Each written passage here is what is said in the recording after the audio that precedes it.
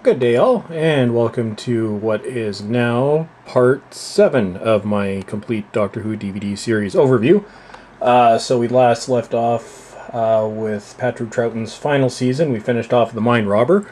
So today we start off with The Invasion. So this is an 8-part story. 2 episodes, episode 1 and 4, are missing. So on this particular DVD, this was the first instance where missing episodes were animated, so you could get an idea of what the complete story was like. So it was a pretty big deal when this one came out, and the story itself too is one of those epic kind of stories from Troughton's final season. I think in many ways his last season was actually his strongest, and and it's a season where we have most of the stories available, whereas the first 2 seasons, just watch my previous 2 videos where I go over it, they're just, well, the state of the archives is awful because the tapes have been wiped. Whereas in season 6, it's just the space pirates that are missing. But anyway, so this is The Invasion. Classic Cyberman story. There we go. And this is also the second story to feature Unit, and was kind of a test run for what they were going to be doing with the series once they got into John Pertwee's first season, where it was Earth-based. So this was, just sort of the testing water to try and, change the show, because it wasn't doing that well in the ratings at this point. So, they were just looking for ways to improve it. Then we go on to The Crotons, excuse me, one of my favorite Hartnell stories.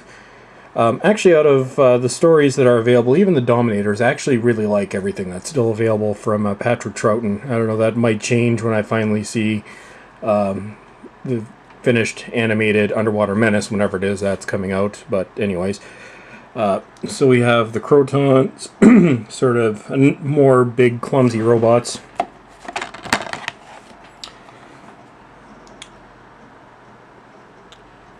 And here we go, right here. And in terms of the cast of the show, with Jamie and Zoe, this was probably one of the best Doctor Who companion teams the show ever had, and they only had the 3 of them together really for 1 full season. But I'm glad they were there for at least 1 season. And the constant joke in documentaries are Fraser Hines, where if his agent hadn't made him leave, he'd still be on the show today. So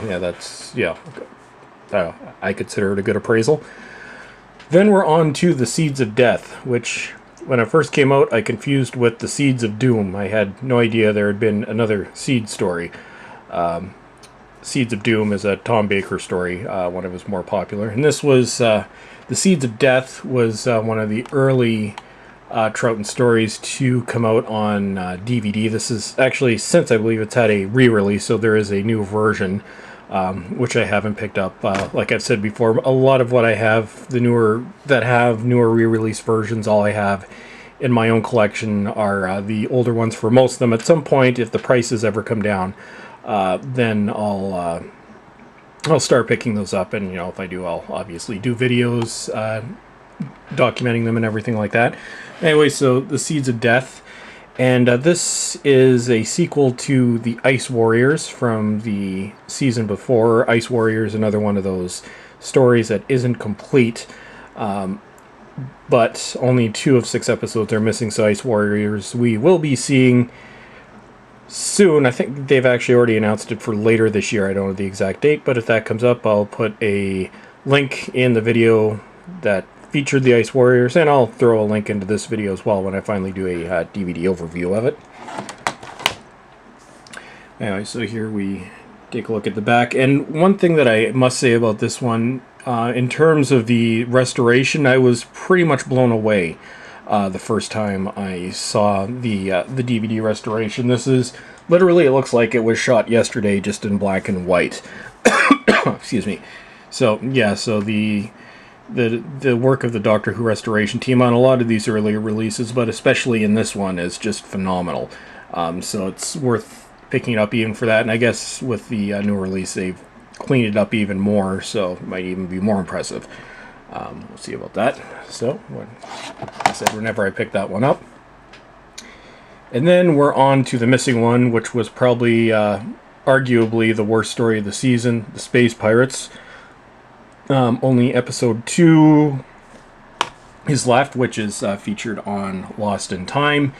And even from that one episode, you can kind of tell that, it was just, well, sandwiched in between Seeds of Death and the War Games, 2 great stories. I don't know, I guess it was just filler or something, but I don't know.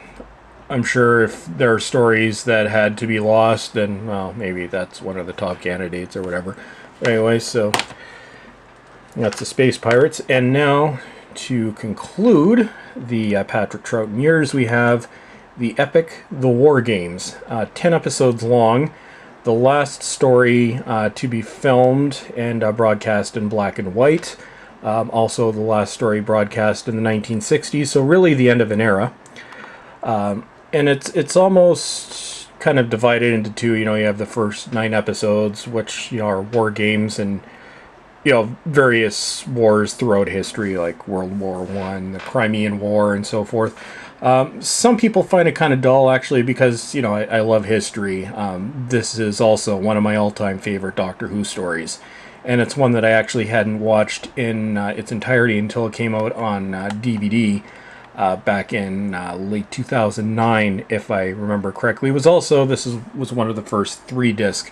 Actually, this was, to the best of my knowledge, the first 3-disc collection that came out. And oddly enough, I believe this is on the list of stories that are going out of print in Region 1.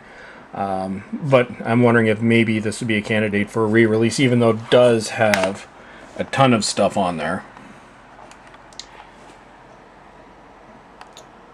As we take a look, we've got the War Games.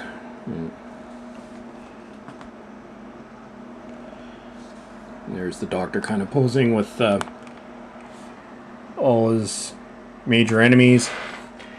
And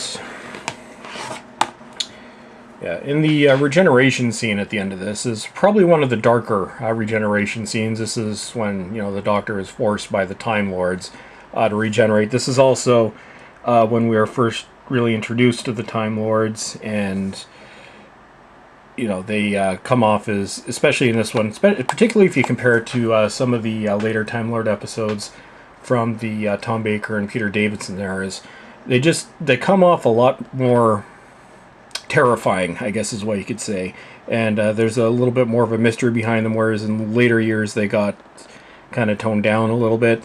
But yeah, so I can't really complain too much about that, because The Deadly Assassin is well, pretty much always been my favorite Doctor Who story since I first saw it back in the 80s. So yeah, I can't complain about that really too much. But anyway, so with the ending of this, we finish the Troughton era, and we also finish black and white Doctor Who.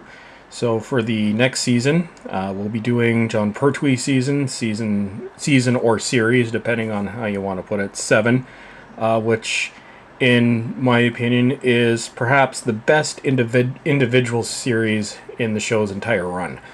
So that'll be coming up soon. So as always, everyone, thank you for watching, and have a great day.